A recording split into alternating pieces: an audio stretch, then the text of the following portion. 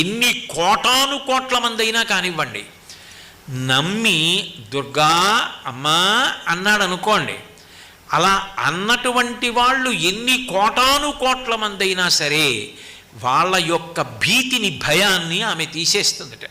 దుర్గే స్మృతౌ హరసి భీతి మశేష జంతో స్వస్థై స్మృత మతిమతీవ శుభాం దదాసి. ఆయనకేం కష్టం లేదు, ఆయన సుఖంగా ఉన్నాడు, హాయిగా ఉన్నాడు.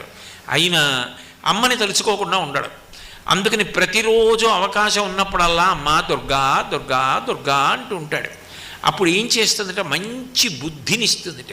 ఆయన కీర్తివంతుడు కావడానికి ఆయన యందు అట్లా ఆలోచన దొంతరులుగా ఎన్నో మంచి శుభ సంకల్పములు చేయించి వాటిని కార్యములుగా మార్చగలిగిన దక్షతనిచ్చి ఇన్ని చేసిన వాడన్న కీర్తిని కట్టబెట్టి యశస్విని అవుతుందిట.